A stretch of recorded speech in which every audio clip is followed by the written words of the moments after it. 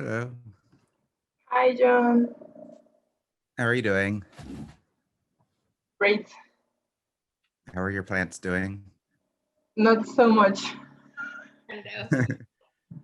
I'm sorry to hear it. Hello, Joel. And hello, Nina. Hello.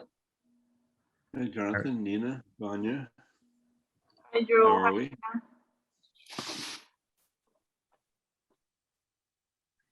How's life? You've heard about Well, I mine just quite heard recently. Roger this morning. He was here at Balance on Balance conference. There was a fantastic round table, and he was one of the speakers. He had some problems, some connection problems, but I hope by now it's okay. What was the conference about? It's Balance and Balance, a series of conferences, and it's organized by Ricardo del Ferra, who is based in between Buenos Aires and Montreal, and it's focusing on environmental and climate change. But it started about 11 years ago, and I'm really lucky I participated nearly in all of them. Has it Yes? has it evolved very much in terms of the nature of the conversation? It well, sometimes it was the locality had a lot of impact on the conversation, because some of there was it's once in Australia, once in Manizales, once in Arizona, so it was all over the world, and I think it has some local impact on it. And some of these people who came were actually from those conferences organizers, like people from Manizales, like Felipe Londono and so forth, and Lee Barkley from Australia. And what is really interesting, I actually learned through this conference that the Red Cross, the International Red Cross, has a climate change department. And they go, it's not that much known, I think, but they go around the world and with various tools they create, and these tools are like creating games in certain localities, whether it's in the middle of Africa or someplace, and with games and I don't know, cartoons, and so all sorts of alternate tools, not conference tools. So Pablo Suarez, who is the who is their associate director, he was there to talk. Might be interesting to try to engage them in the democracy project, because it seems like they have a lot of on the ground relationships. And I mean, I think that in addition to the information gathering aspect of this project, that it also, as I've said before, I see it as being a way in which to build relationships between communities of people and communities of plants and animals, and to bring about this reintegration into natural systems in participatory ways. And that's in particular with the USC Annenberg School, the work that I'm starting to do with them, and they're starting to do some research with a broad constituency of people who are both ardently environmentalists and others who have never really thought of themselves as having any interest in the environment whatsoever. So a large part of that research is around how to bring that public engagement to its fullest form.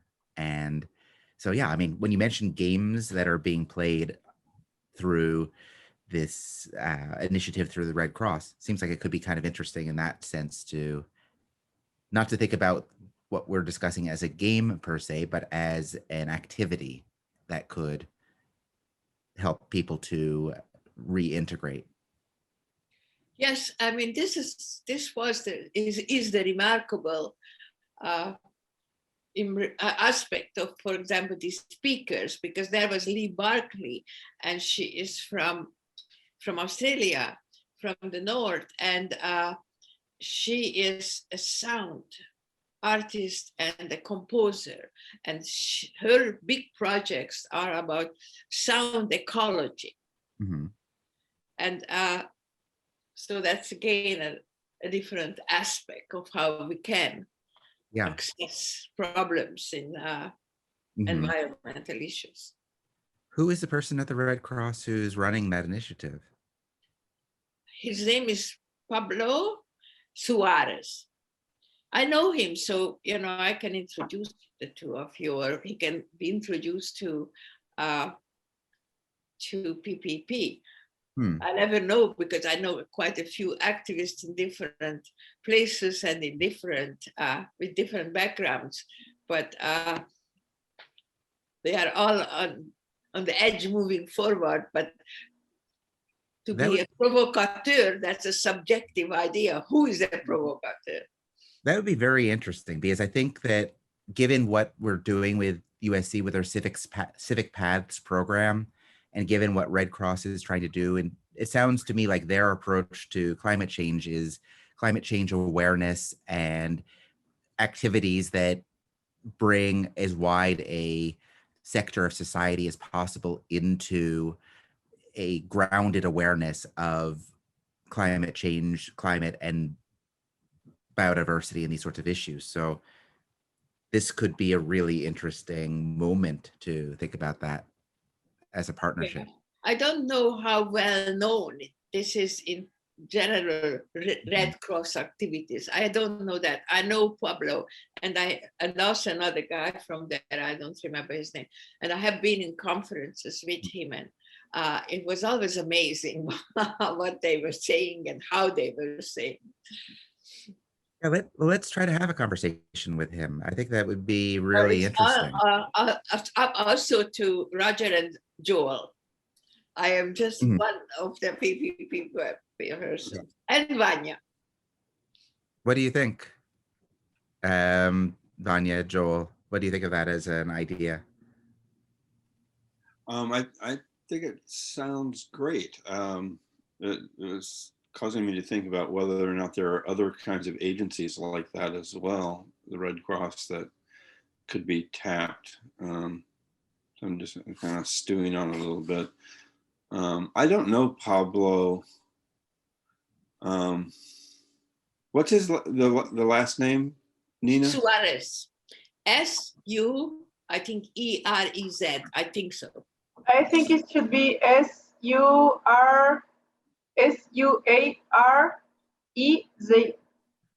Yes. Okay. Suarez. But that's my pronunciation. My No, don't worry at all. I mean, obviously, within the United Nations, there are a lot of interesting efforts underway.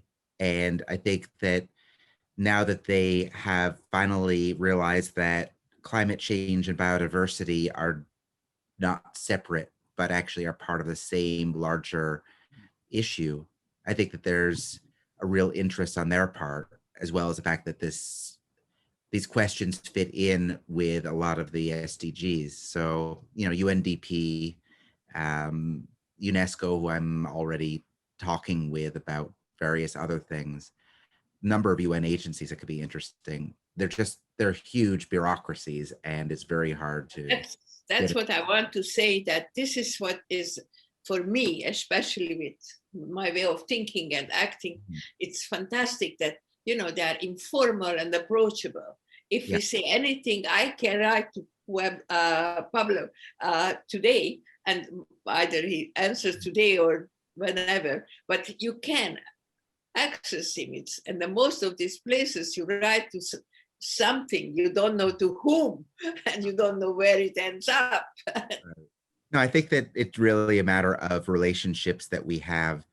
I mean, I would love also to figure out a good relationship with, for instance, the Nature Conservancy, or with World Wildlife Foundation, or one of those organizations. I've Yeah, I've exactly. tried with the Nature Conservancy, and I've never managed to get past. I've had conversations with leadership, but just never gained traction with them. Well, everything gets more bureaucratized by the minute today. Have any of you had any interactions with World Wildlife Foundation or with any of these, with Greenpeace, any of these organizations? We had some because I belong to Intercreate. It's a New Zealand organization, and I have been with them from, I don't know, 15 years. And we have some, but I have to look it up over the years at our festivals, how we involved them. My brother was an activist with Greenpeace who was leading some of the efforts in the Midwest of the U.S. For against anti-coal furnace emissions, and so he may have some ideas or contacts. I could reach out to him and see. He hasn't been doing much with Greenpeace for quite a while, but you never know. Yeah, that would be great. I've been also trying through Earth Law Center to relate this, in general, working with them, but also who they're working with in terms of organizations. So yeah, I think that Red Cross, one of the real advantages also is they're everywhere. So they already have these relationships, and also they are not exactly poor. So they have the ability to do something substantial. Yes. Yeah. So, I mean, if all of you are up for it, I think it'd be great to have a conversation with Pablo Suarez. I mean, he just seems like he's an ideal person to engage in dialogue, and also because he might have ideas about other organizations like UNDP or like who knows what organizations he knows because he's doing this. Yeah. Have you had any further discussion with Felipe? Felipe was one of the speakers at this round table. Yeah. And Felipe is such a smart person, you know. I know him because years ago we did a Leonardo event, which I organized someplace in one of the, I don't know where anymore. My memory is not so good. But anyway, I invited him. We had 5 international speaking from around the world. And that's the first time, this might be 15 years ago, when I realized how he operates. Now he speaks more English, but then he didn't speak any English. But what he did was that he had a brilliant, PowerPoint type of presentation, which was in English. And he talked in Spanish. But everybody understood because it was up on the screen. So he was comfortable because he spoke in his own language. And everybody else was happy because we understood what he was saying. And he did it today too. Exactly, this is what he did today at this Balance and Balance. And he gave a very, very good presentation. English on the screen, Spanish. Jonathan, did you have any follow-up with him? I didn't talk to him today, no. I know at all, I mean lately, no. But we should talk to him again. Yeah. I emailed him when the riots started on Colombia, but aside from that, we haven't spoke. Yeah, I was thinking, I mean, he's such a great resource. I mean, I think he would be able to also in the larger conversation be able to help connect to other agencies that especially through the UN, and that might be of value. And UNESCO. And UNESCO,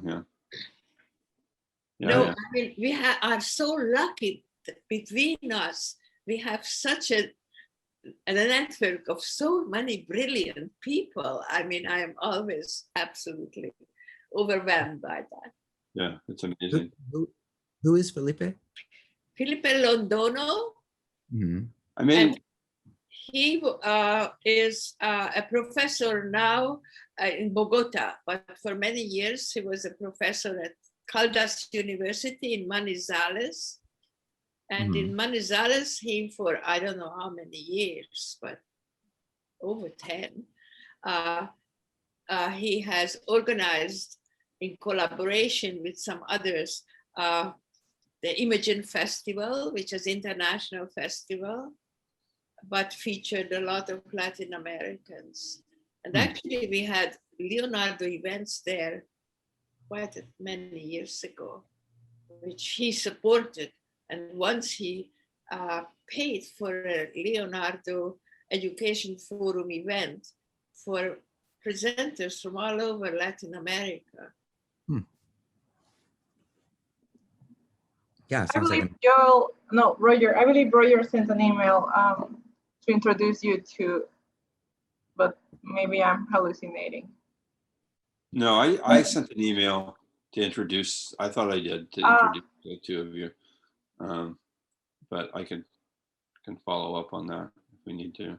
So does anybody know what happened to Roger? I sent him an email on Monday and he hasn't answered. And yesterday I resent the link for today's meeting and he didn't answer. So I definitely don't know anything about him. You think you should phone him?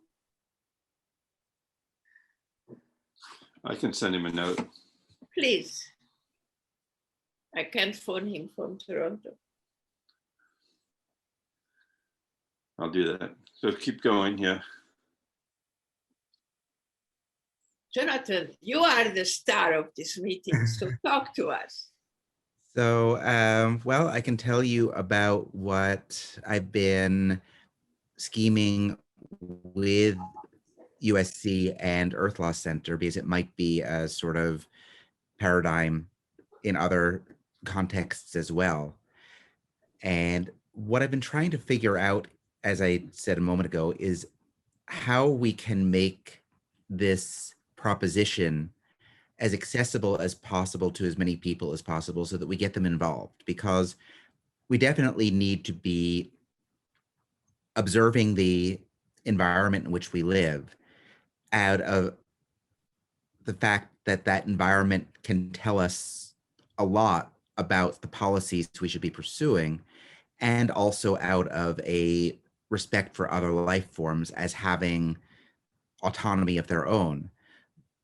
In order to bring that about, I think that it is partly a matter of creating the network of people who are able to glean data from the environment that is rich enough to tell us what is happening in the world in a way that we can map that on to policy. But I think that equally it's a matter of how we motivate people to act on whatever advice or whatever insights come about through that process. And that to me really is a matter of plant phenology, as since we're starting with plants, plant phenology as an everyday practice by people, as a way in which to overcome plant blindness, but also to motivate action on the part of people when they make decisions at the ballot box. So the idea that I'm working on right now is needing to keep it relatively simple while at the same time making it as participatory as possible, would be to create some kiosks that are equivalent to, the little libraries that people have. The neighborhood libraries are basically those boxes where you can give a book or take a book. Have you seen those? Yes, we have So it. great. So, I mean, it's a great model because it's so incredibly simple, and it really seems to attract people. So taking something equivalent to that, developing a sort of a kiosk that is for people to engage in phenological observation of the plants in their neighborhood. And so we're initially looking at it because getting one of those placed permanently requires permitting, or it requires that you build relationships with someone who has people who have yards whose yards are facing out onto the street. But as a starting point, to have this as just a temporary 1 day a month bringing out kiosks of that sort, where the kiosk contains basically a survey booklet that has images of the plants that are typically in bloom in that month, as well as plants that are typically in bloom the previous month and the following month. And so the idea then is for people to go out into the neighborhood and to observe those plants in particular, as well as any other plants, but those plants in particular, in terms of where they are in their annual cycle, taking the fact that flowering early is generally a sign of stress, and therefore if plants are flowering earlier from one year to the next, the stress level is increasing, and therefore the policy is not fit for plant life in that place.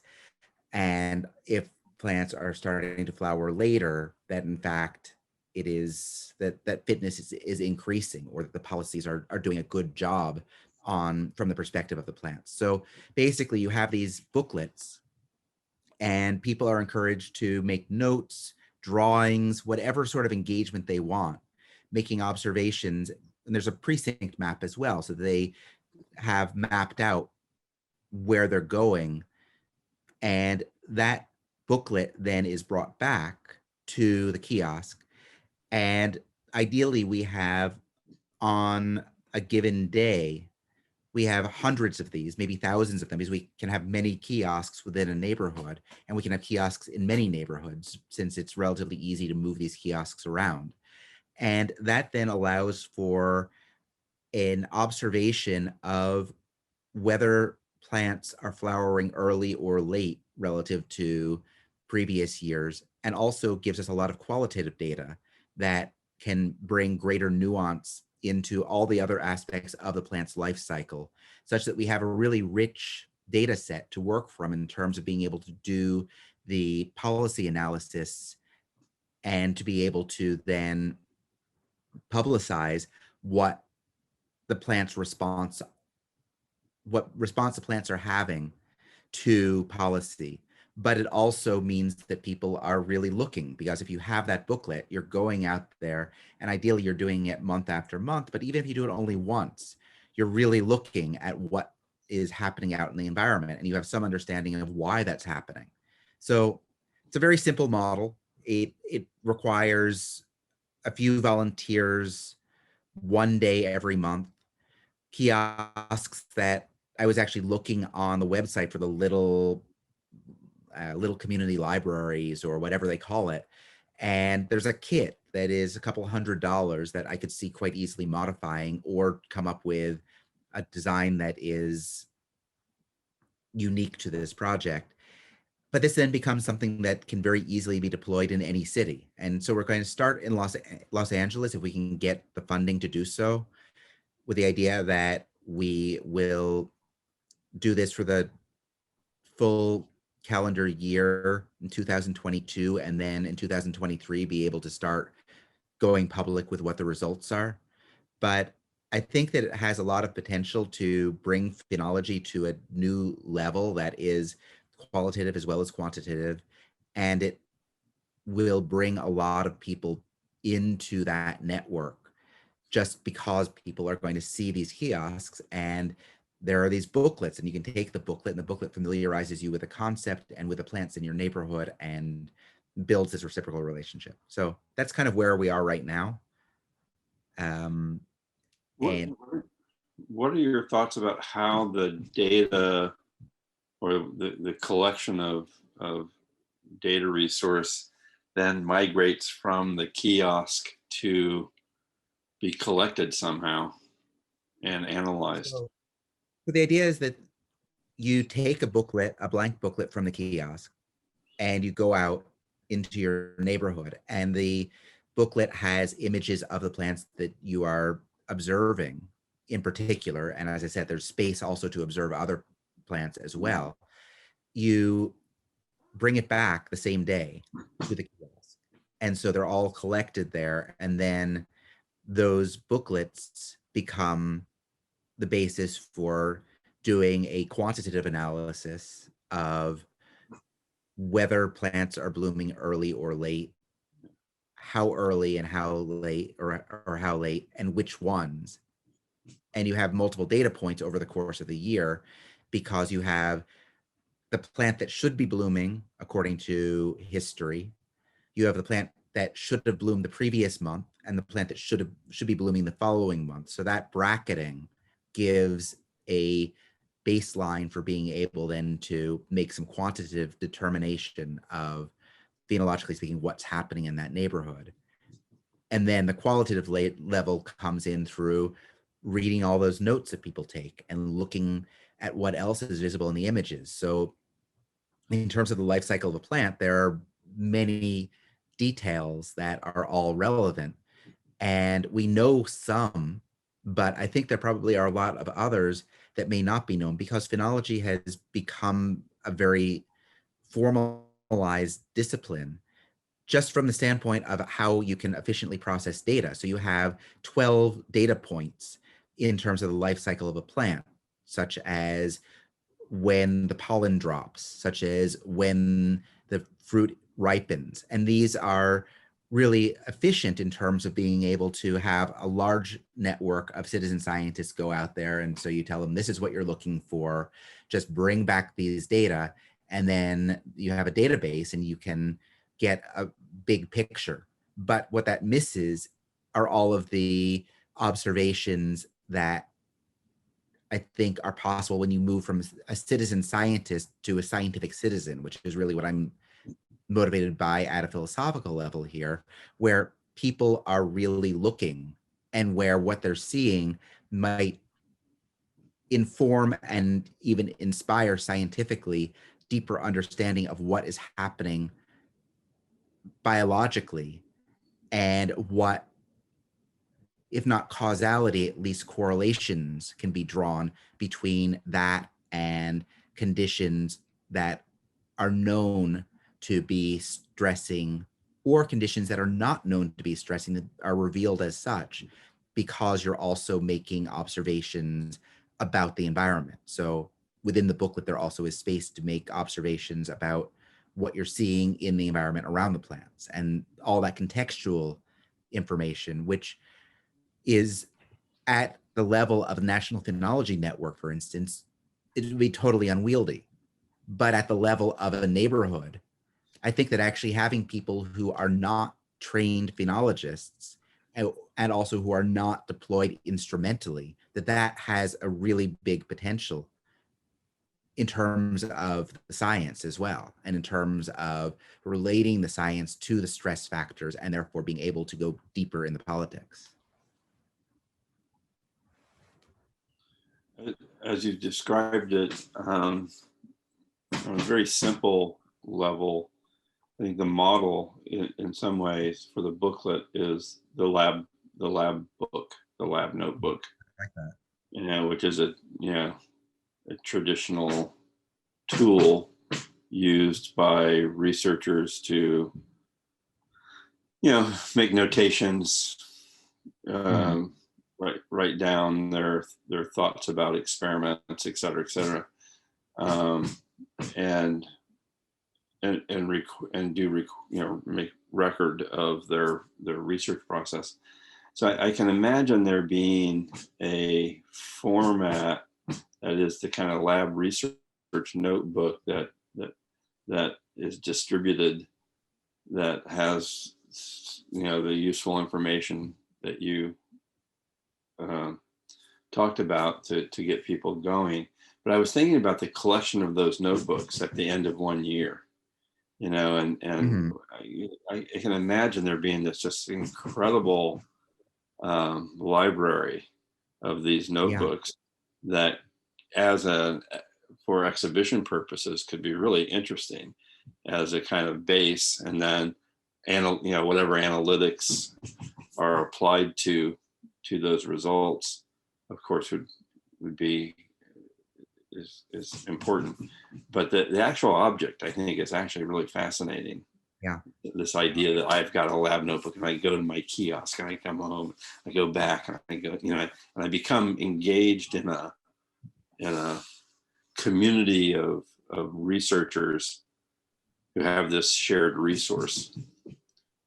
I know, but it's fascinating. Got a couple really, I think, really interesting and important insights there. One of them, definitely the lab notebook. I think just kind of crystallizing that. Yes, that is what I had in mind, but no, I was not giving that context to it. But I think that's absolutely right. Yeah, I mean, I love them, and I love how they have the waterproof pages. Yeah. So yeah, we use it every day. And I think another aspect of it is the idea of these notebooks potentially having a full year's worth of space in them, where people can find their notebook and they can go out with their notebook again, potentially in future months, which I hadn't thought about. That's really, I think, interesting. So there are notebooks at any time in the year that somebody decides they want to get involved in the middle of the year. That doesn't make any difference. They can take a notebook and they can start in the middle of the year. But also that there are people who might be coming back every month and retrieving their notebook. And then the kiosk is filled with these notebooks. And then I think that the third idea, that the display, I've been thinking about all of the graphic potential of scanning and then making large, almost billboard size, potentially, reproductions of the images in the notebooks, which I think still is worth doing. But I really also like the idea of having this wall of notebooks. Well, I am always looking about from the users, the public end. And I think that what might be interesting is a parallel line of this. Mm-hmm. For example, if these lab books are divided into two sections, and one has the serious scientific observations, and to engage the emerging generation, there is either a second section, or I don't know how this could be possible, which is, has things like drawings or comics or something, and invites this emerging generation to record their own observation. That is the idea, is that I want people to make drawings. I want people to, but I think you're saying something else that is. I do really say crucial. something else, because I mean that, for your lab notebook, I mean, this is, you can publish that. It's not necessarily can you publish the children's or the young people. But today, children are much more mature earlier in this type of work. And you can easily get 10-year-olds or 9-year-olds to contribute. I mean, it's maybe a too popular way of looking at it, but but I think that you would get a really interesting, because then they can share it with their parents or their elders, and then those people can contribute them a more scientific or a way of observation, and knows what comes out in the end. But it also, I think, but your project, this is not necessarily in high-rise apartments, but it's most likely, like in Toronto, we have all these in the city, and in many American cities, we have this, that they are they are not suburbs, but they are low-rise houses and family homes with gardens and nearby parks and that sort of a thing. So I think No, it's a I think that that's right. great. I think that it's two notebooks. I think that there is the lab notebook that is designed for adults, and I think there's a version of the lab notebook. I mean, I'm thinking about Ranger Rick, um, is a magazine that I got as a child that I just loved. It was basically a naturalist magazine for children. And then there's Ranger Rick Jr., which is for even younger children, that's come out more recently. And just looking at the activities in these books that are participatory. So I definitely think this is great. And I also think that we need to talk to our expert in the room, Vanya, who Yeah, actually has done this sort of thing very successfully, and would really like to hear what you think about that in terms. yes, By the way, definitely. we're coming to the end of the 40 minutes, so I think we need Yeah. to re-up soon. But Yeah, so what? so we have 3 minutes left, and once we get kicked out, you can re-click on the link and you can get back. But I've been thinking about activities for children, and I believe that it's easy to leave activities for children. Like if you ask them, I don't know, to take care of a plant, they get excited. Like I got excited taking care of my plant, and I felt like I was a children again. And in my science class, when I was around 7 or 8 years old, they asked me to plant a bean, and it's been like that in the Mexican education system for years and decades. Hmm. They always ask you to plant a bean in the science class. So this will be funnier, or I don't know, cooler than just planting a bean. Like maybe take care of this thing, observe this bird. I don't know, something more scientific that lets maybe lets children believe that they can be scientists in the future. Like it's not just maybe watching TV and using their phone. There's something out there worth observing or living for or taking care for. And it's not necessary to be like too complicated. Like I don't know, make this chemical compound. No, you can just observe. So yeah, I think it's a great idea to develop these little booklets for children, small children and older children, and we can get them involved into doing things and learning about them. If it's funny or entertaining for them, we just need to find a way to make it like entertaining. And I mean, children are curious by nature. So if we tell them to observe water for a week, they will be like, yes, so today the water was greener, and today the water, I don't know, I saw leaves floating on the water. Things like that, like really, I don't know if easy or things that we as adults do not perceive because it's maybe for us it's stupid or something like that. Like it's not worth seeing, and the children, it's like no, it's worth seeing. Like you have to check this. You have to take note of this. So yeah, I think it will be funny, and I would get into it. Like I would feel a children's book if necessary. What do you think that in terms of age groups, how many different brackets are needed to do this? Um, we need if you want to check like if they can feel and read the booklet, you have to check the age they start reading, maybe 5 or 6 years old, and then move from there. I believe 5 or 6 years is an age you can like easy. So let me check. I believe it's 5 years old, but it may be Mhm. younger. And then you would think another one for the 6 to 12-year-old range, or 7 to 12-year-old range. Yeah, I maybe. would imagine you would need at least 2, maybe 3 books. Can I interject something here? First, I don't think a lab notebook should be interpreted as a scientific notebook. I don't think that's what it is. I think it's more of a, and it is for, I think, the majority of people who use them, it's really more of a journal.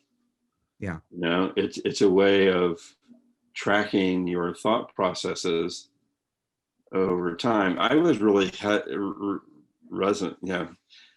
resisting using them, but my wife, who is a scientist, sort of really pushed this on us to, and it becomes this way of recording drawings and ideas, and you know, when you learn something about something that you might use later, you know, you're recording that in your lab notebook, so that it becomes this ongoing reference of the evolution of how you're thinking. And it's proven to be very, very useful. So I think in that regard, it's more in parallel with how Nina was describing it. That's what a lab notebook is.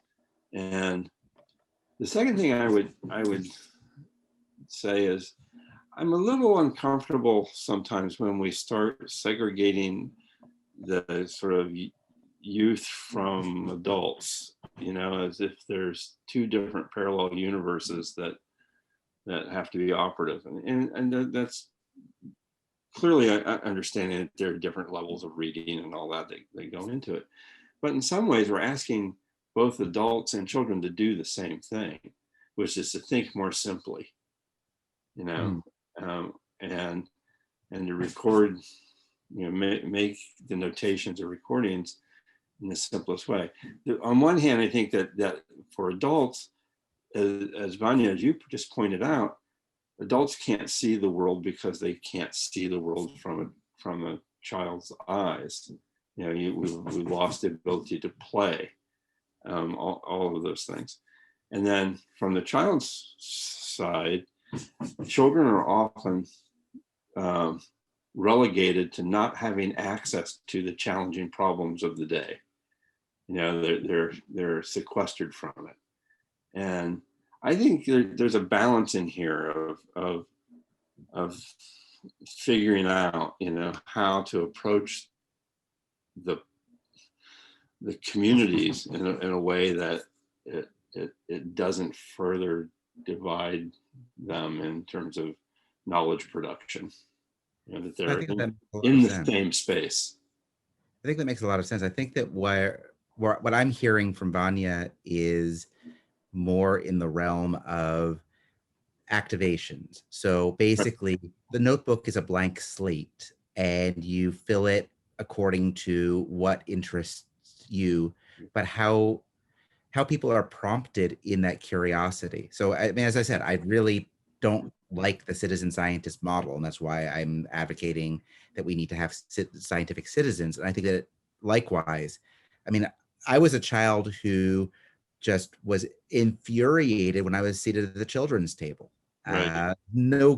Nothing more offensive to me than that. So definitely, I think that maybe it's just a matter of what are some activities or some prompts that would make this compelling for different age groups, such that then within any given age group, you can go as far as is within your interest and your capacity. Yeah. And where capacity is exceeded as a result of kind of the urging forward. I fully agree with what Joel said.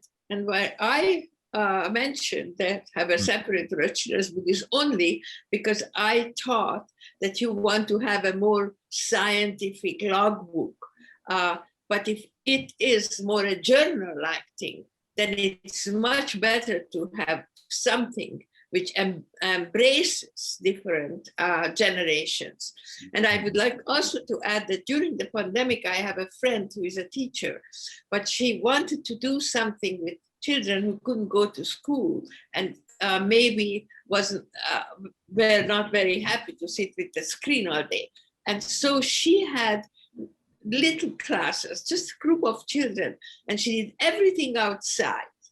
And she, encouraged children to observe, and it was really amazing what they came up with. And these were for age 5 to 9, I think. So I really agree with what Joe says, that it would be really great to have something which embraces.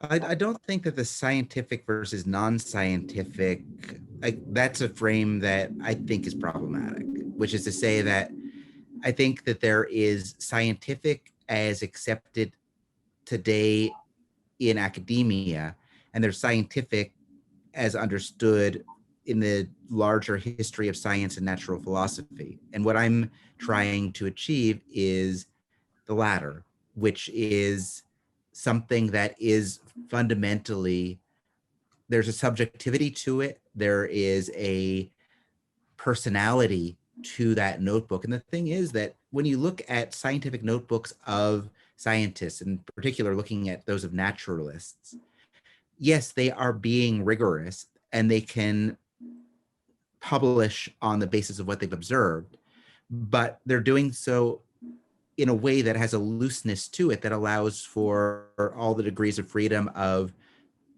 seeing something unexpected. So I think that it's a matter of having enough rigidity to this that we don't just end up with a lot of nice notebooks, but having enough freedom in it that we end up with surprising observations and we get people really excited about what they themselves are seeing, how they are encountering the natural world. So I think that there is in this notebook some sort of structure, but I think that the structure is loose, and I think that there's abundant space for additional doodling in whatever way you might want to do it. That feels like the right balance to me.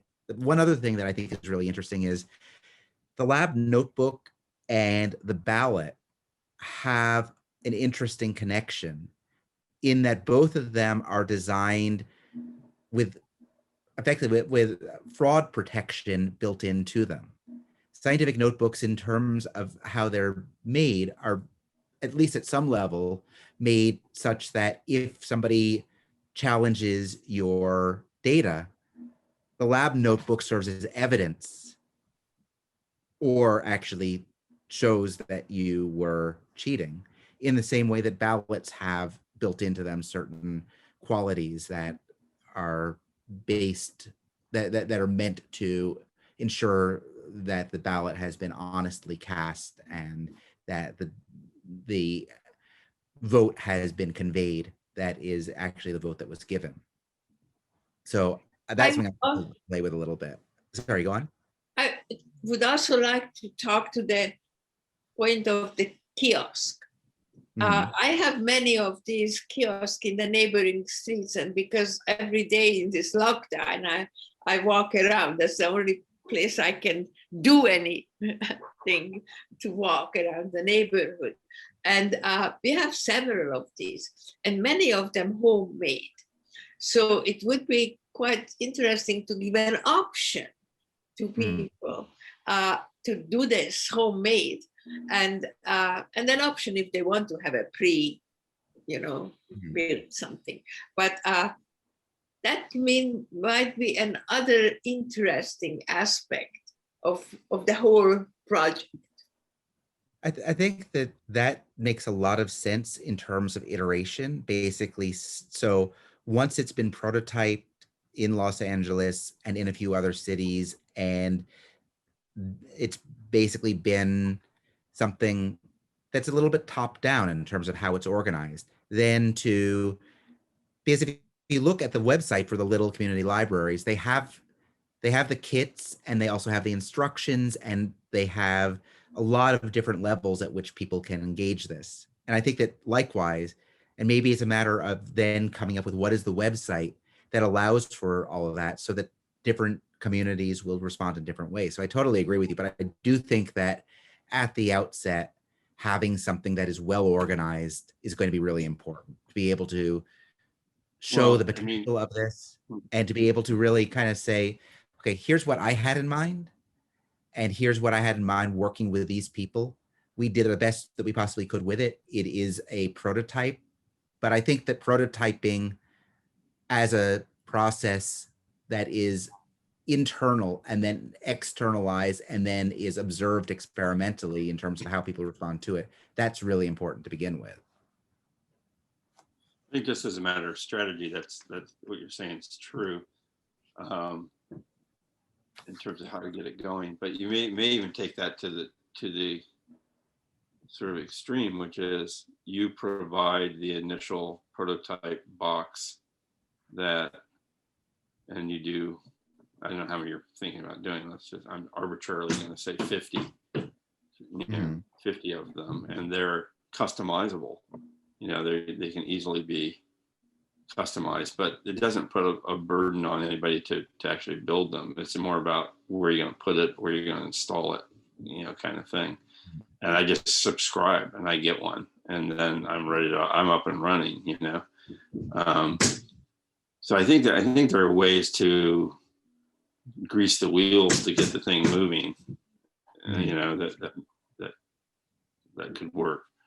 And then then hopefully that becomes a bit viral and people go, oh yeah, I saw that thing down there, and shit, I'm not going to buy one for $10. I'm going to build my own out of the shit I got in my garage, and so it could, but you got to get it going. You got to get the thing moving.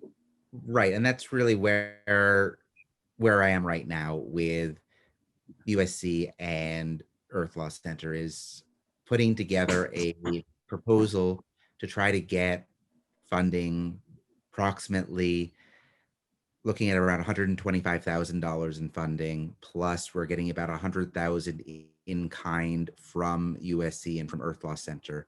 That's enough to be able to do a prototype that is very much kind of everything organized with 10 kiosks, with notebooks that are pre-printed, with something to show. And that's over a couple of years. And then I think that's the point at which to let it go feral. Yeah. I didn't want to come off as if I was segregating children, but it's a fact that they have different reading abilities, and but we can find a way to integrate them both with maybe words or a glossary that they can go to or understand. And I was thinking that there are a lot of activities books for children, and I actually printed one last year when the pandemic began.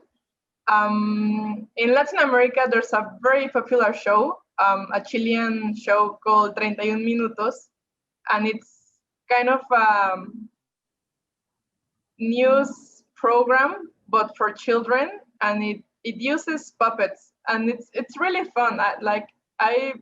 It's been on air since 2005 probably, and they launched this activity book last year. And for example, they have build your own GPS, and they give you instructions to build a GPS with a box, like it's probably a shoebox or I don't know. And it's easy to understand if you read it because it's short and it's just for children, and it's called I don't know the word in English, but it's like when you're not doing anything, just like wasting time. So I'm thinking that they probably targeted to a specific range of children's ages. I don't know, maybe 8 years old to 12 years old. I really don't know their target, but maybe, I mean, we can do something like that, like as Joel says, not segregating children or adults, but integrating them and find a way to do so. Vanya, I think that's a really good example you just showed, because it does sort of what I was describing. It speaks to children clearly, you know, in a language and a kind of semiotic that they can identify with, and it's stimulating and exciting. But I would make the argument that that might work equally well for adults. That's why I have it. Mm-hmm. Exactly. And so, you know, yeah, I mean, no, you know, I want to build a GPS. How do I, you know, show me the easiest way? And I You don't know, think that we're that's talking me. about. Yeah, I mean, I don't think we're talking about something very complicated in terms of what we're asking people to do. So it isn't like Right. we need to use the language of phenology in order for people to become involved in this. So there is a language that is definitely accessible to all. But I mean, I am really interested in the notebook as a space that has degrees of freedom, but also has a certain format to it. But I'm also interested in the prompt that maybe is separate from the notebook, that is where we get different age groups ramped up to do it. Meaning, I think that that if we can integrate all different age groups in the activity, but we can have enticements to get involved in the activity that are deliberately aimed to entice different constituencies where those might be different age groups. That seems honest to me, and it seems probably smart as well. Beer and candy. Yeah, exactly. I'm joking. It's a matter of whether the beer is for the children and the candy for the adults, or vice versa. But yeah. Exactly. Exactly. I just want to add that I looked again at the GPS, and it pretty much looks like an activity I made as a child, where they asked us to build a box, and we like stuck two pencils on it, and you move the pencils and the image goes like forward, and it looks as if you're watching TV, but you're moving the images. So I'm looking at it, and it's kind of the same thing, but the map moves. It's great. No, I mean, we really need to have that recognition of the technologies that we rely on and what they're doing to us, and what happens when we're not just trying to do the simplified version of what Google is doing, but we're doing something that's so simple that we realize we don't even need Google to begin with. Years ago, and I'm not quite sure how this relates, but I'll force it to relate. In my class, I had a class, and the class was exploring mobile networks, independent mobile networks. And that was the sort of focus of it. And they had to build one, right, in order to understand what they are. And so, of course, you know, all the smarty pants kids in class started trying to, you know, do stuff with microprocessors and, you know, basic stamps and whatever they had at the time to build this thing. And I made them throw all that stuff away, and I gave them paper cups and string, and they had to build their network with that alone, you know, just those two elements. And it was amazing to see what happened. They built these very elaborate multi-person communication systems that could then go out into the environment and roam around, you know, but they'd go out as a community and roam around. It was really miraculous. And I guess it was just, yeah, it's, you know, to make the force fit, it's like finding simple ways to realize complex ideas cuts across all age groups. Mm-hmm. You know, it's something I think anybody can identify with, and it becomes very illuminating.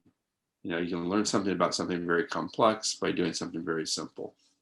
But there's also, I think, the element of the hack, which is a word, unfortunately, that has been co-opted by Silicon Valley in ways that I don't intend. But I think that what we're asking is for people to hack democracy and hack the environment and create some sort of new hybrid that allows for that has different affordances. And so doing that requires, I think, and this is why I mean, we've been in a conversation about this, you and I, Joel, for a very long time, but all of us for quite a while now. And, you know, a while back, I was looking at how do we measure ethylene level?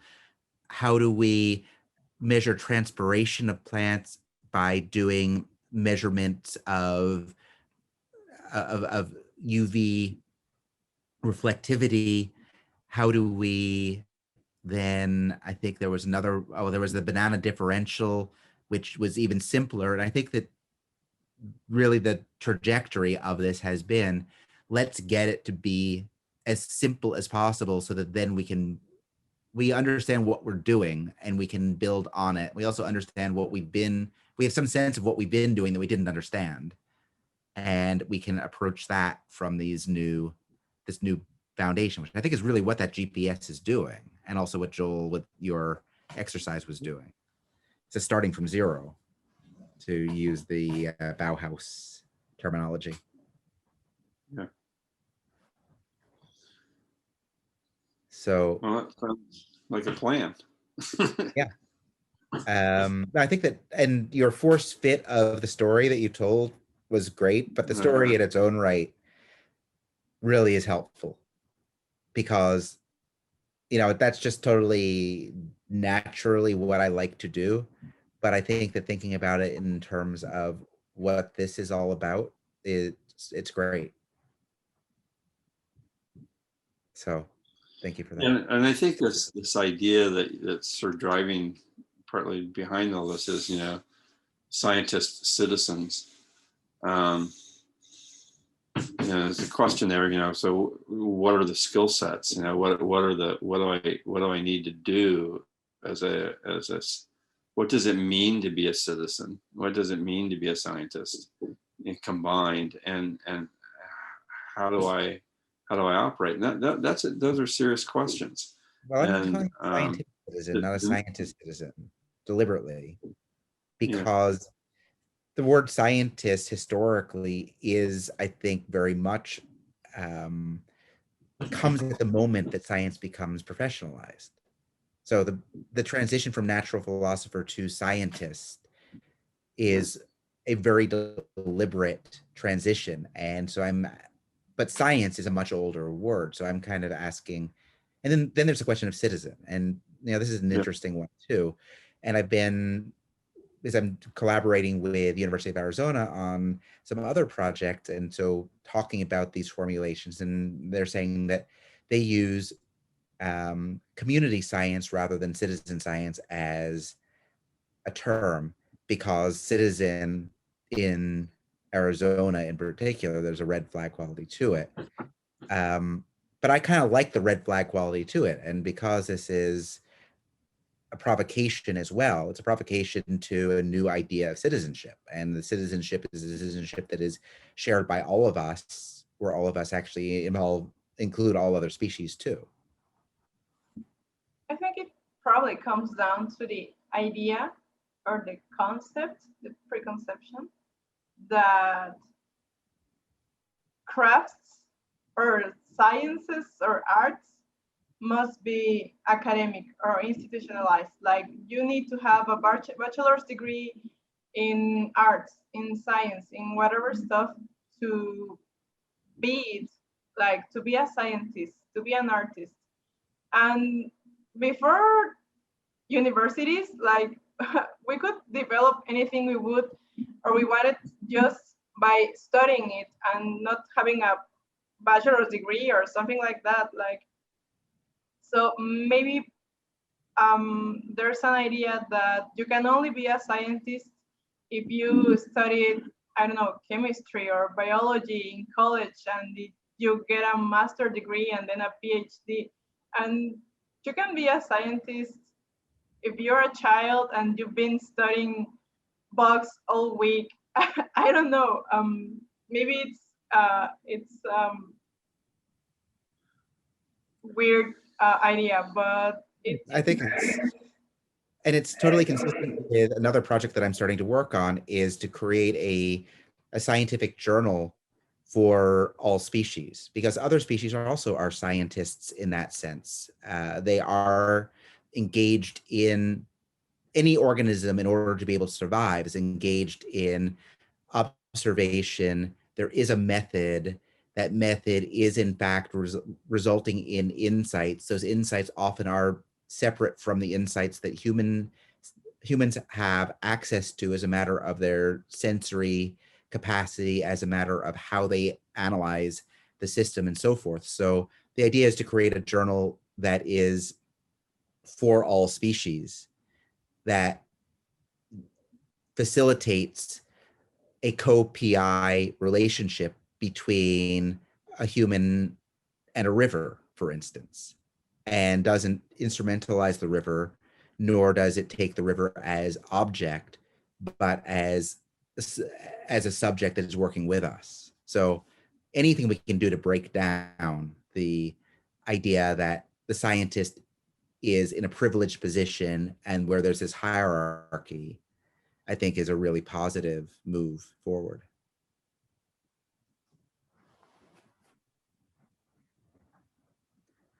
And the idea with the journal is that the journal is accessible also to all. So no paywall to begin with, but also it isn't written in words, as at least in English or Spanish, but rather is written in the landscape itself, basically in the language that the system in its own right is using to, in terms of its hysteresis, because the hysteresis of the system is, in a sense, its research.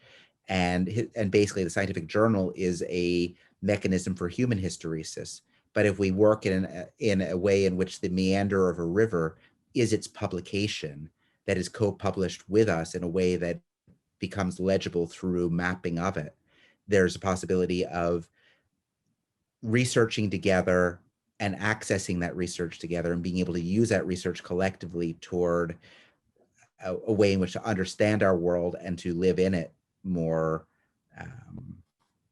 not more productively, but to do so more successfully, whatever definition you want to give as far as successful is.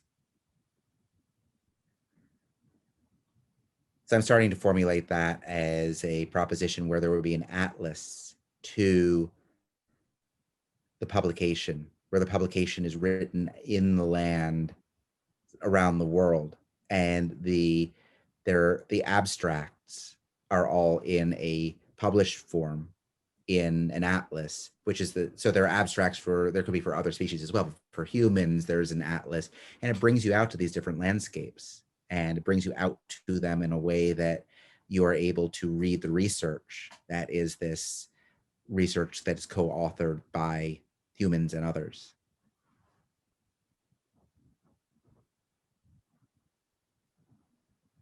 It's a lot. Interesting. Yeah, I'm really excited about it, and I'm starting to try to figure out, structurally speaking, and it may ultimately be something that I go come around to Leonardo with. I'm not sure what the right basis is in terms of a home for this, because it does need a home, and it needs a home, I think, that has the capacity to publish and distribute that physical atlas, because it also, I think that it needs to be a physical object again. I think it needs to draw people out into the environment with these maps that draw them to the landscape itself.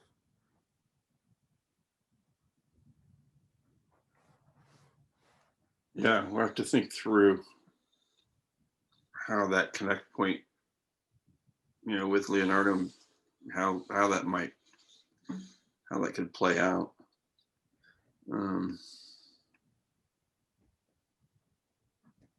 Yeah, I think that it would be a matter of them or or MIT Press or whoever else Right. committing to publishing, to being the publisher of this journal, and where the publisher of this journal is physically publishing abstracts, and it could be an annual. So I'm calling it Annals of Earth right now as a working name for the journal. You know, I love almanacs. You know, I kind of grew up on them, and in part because they in a way they embody a lot of what we're talking about, right? They're kind of pseudo-scientific slash astrological projections. You know, I mean, they have a little bit of everything in them, and then some baking recipes, you know, Right. and how to make stuff, and I think that they're really interesting. One of the things I really like about them is how cheaply they're made. Yeah. How inexpensive they are to generate, and the frequency at which they come out, and of course they're all biased in their own interesting ways. But the almanac's is kind of an interesting model. Yeah, I think that makes a lot of sense. And looking at the history of almanacs, looking at Poor Richard, and basically, if you look at the early publication history of the U.S., you're looking at the Bible, of course. You're looking at almanacs, and there's not a lot else that really has widespread circulation until significantly later. So, and there's definitely the eclecticism that you're describing. I love that as well. Yeah. I mean, I love Poor Richard for the healthy, wealthy, and wise sorts of quotes combined with tide tables, combined with, and I don't know whether Poor Richard had tide tables, but probably did. I mean, it seems, yeah. And then where astronomy meets astrology is not a hard, it's not a hard line. Yeah. Also very interesting. So what are next steps for us here then?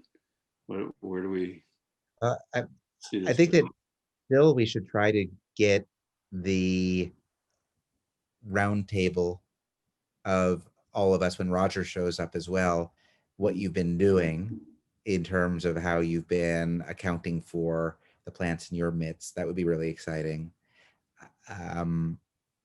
I really would like to continue exploring with all of you the aspects that I've been describing that you've really been helping enormously in terms of the notebook and the kiosk and these sorts of things, and thinking about where we might be able to deploy that, ideally starting a conversation with the contact from the Red Cross and some of these other people who might be able to help make it happen in different places. So to me, those would be the real priorities. I'm happy to engage in some sort of public discussion that comes out of Yasmin. As I said to Joel, I'm just totally inept at working in that sort of listserv context. So I've tried to, give some basis for conversation within that context, but I just don't really know how to engage it in any way that I can be particularly socially involved in it. I'm happy to try, but maybe it's more a matter of taking that from the listserv context with the people from the listserv who have expressed interest in it and saying, let's have a larger conversation on Zoom since we can't do it in person. That is just kind of a session that's about this. To me, that's not a particularly high priority, but it's definitely, there are a lot of people who are really interesting, it seems, who we've gotten some indication that they're interested. And it may just also be a matter of letting that simmer, developing this methodology a bit more, and then going to those people with, here's this opportunity for them to, in their own context, to develop it and to try it out and then report back. I don't know. You know, what are your thoughts? Sorry? I was gonna actually, I was just asking your thoughts on this and how Yes. Well, I have been with Yasmin from the very beginning, and it has its ups and downs. And now it is really something Roger is promoting and trying to get the discussion going again, because there was a lot of discussion, but it was an individual thematic or discussion or connected to a particular individual and his or her idea. Then generally we had from that person just stating for the whole Yasmin community what they are thinking, what they are about, what they are going to do, like, you know, with this particular, any of in the beginning when it came about the plans and the voting rights and so forth.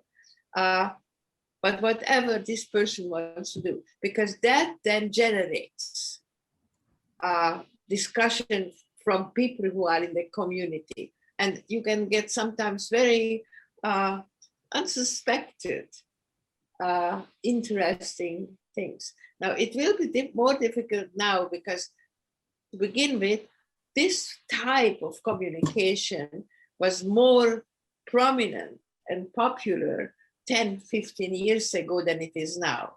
So it's a bit out of time. That's my private observation, but I think it's shared by some who were involved with Yasmin. And nevertheless, there are lists which are still, net time for one, or even Spectre, if it is, or curating new media. So somebody comes up with something which talks to several people, then it just starts to go. And that's why I asked you if you would post something like this, which is an invitation actually to talk to the very subject you are working with. So I thought that that's what I did, but I don't know whether I did it in a way that works within that vernacular. So I kind of gave the overview of the concept, and then some people responded, and then it seemed like it kind of got to this point where I don't know what exactly comes next. Yeah, well, I tell you something.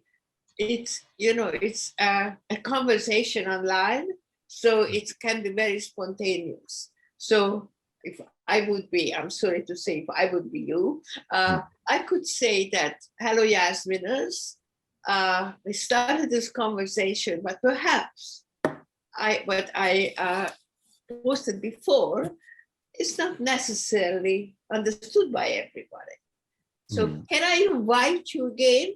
And can I repeat a few sentences only to this? I mean, I guess the question is, to what extent, given that we're talking about a lot of different possibilities going forward on this, I mean, I'm happy to help support Yasmin, but that seems to me like the least promising of all these various things that we're talking about. Just to be totally honest with you, it feels like it is interesting. I really believe you, but it is actually Roger who is, I always helped, and I was always one of the moderators, but it might be, if I do something like this, I would not necessarily continue with some idea forever. And but he really is keen on it, and he would like to have a conversation. Okay, well, why don't we, next time that we meet, when Roger is present, let's... He's not going to admit to this. Right, but let's kind of... I think it's... And we're all back.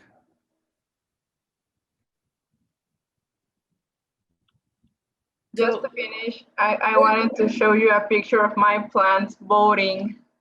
So Oh, yes. I just want to finish this to say that I'm sorry that I said this because I don't want to hurt Roger's feelings, but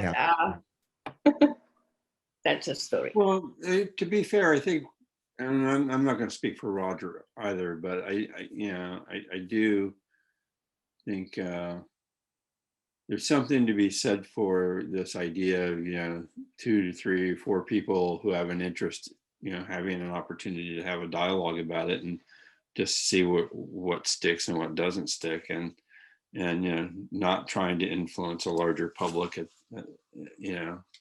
and so maybe that's in part where this comes from, besides the reactivation of Yasmin in general.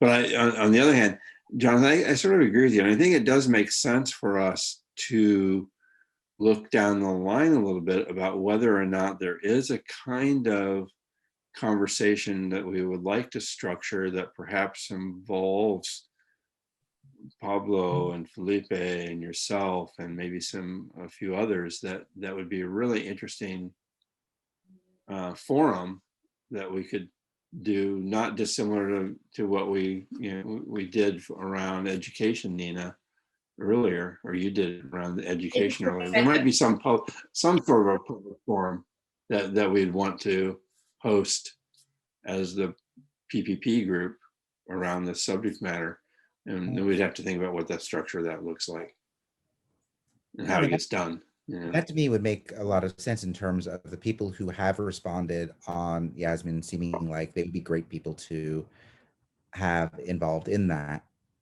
I'm just not sure that there's much more to be done with this project on Yasmin right now, as far as I can tell. We have sort of this indication of interest from a few people.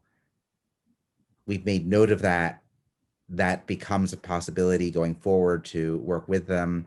There's also, I think, the too many chefs in the kitchen issue that I'm trying to, I think that the feedback that I'm getting from all of you and the conversation that we're having is extremely productive.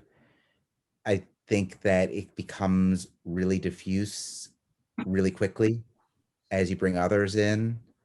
And so I'm also hesitant to bring too many people into a brainstorming context at this point. Again, it's sort of, I have a pretty clear idea by this stage of what that first iteration is. The refinements of it are coming along really well through these conversations like the one that we're having right now. But somebody then saying, well, instead of having plants vote, why don't we have them dance? And that is a very good conversation to have, but it's not a very relevant conversation until the plants have had a chance to vote, until we've had a chance to make this thing manifest. Then I think it's a chance for others to kind of come in and say, well, I want to do this other thing that was inspired by that, or I want to do this other thing that was because I hate that so much that I'm going to do this other thing as a reaction against it. Yeah. But it's a matter of staking something and then allowing others to iterate on it. So the conversation with Red Cross, I think, is more a conversation of let's bring him into the room with the 4 or 5 of us and just talk to him about this and ask him, what do you think? What do you think the opportunities might be with Red Cross, but also your experience on the ground with Red Cross? What are some of the ways in which you're engaging people that might be helpful to this process? Right. That makes sense. In terms of Yasmin, maybe, the thing to do there is just for you, Jonathan, for you to, reach out to Roger directly and see what he's trying to do, or what he wants to do. Yeah. And go from there. One has to always be aware of the fact that Yasmin is run from Greece originally. And they have, really a lot of local problems. And for them to run the Yasmin is really an extra burden. That's the truth. So we can't really ask them because they used to do all sorts of proactive things, Dimitris especially. But Dimitris is up till here, if not here. And so we can't really bug him too much. And also we had a lot of people from Europe and from the Mediterranean before who were discussing things. And so it's a difficult situation. Okay. Yeah. Vanya, let's see your plants voting. Oh, Okay, I shouldn't have to go. Yeah, me too. That's what I was good. Wanted to do a quick show and tell. How do I look at your screen? I think that maybe Vanya needs to start shouting in order for her screen to become large. I'm looking at a very big picture of Joel. There we go. okay. Great. So here's the plant.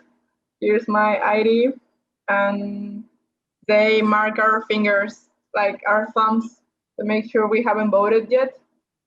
And it's the only time we vote. And there's my plant. Excellent. So there's as well. Thank you, everybody, and hope to see you soon. Sounds good. Yeah. Thank you again. Really have enjoyed this and appreciate it. Have a nice weekend, you all. Okay. Bye. Bye.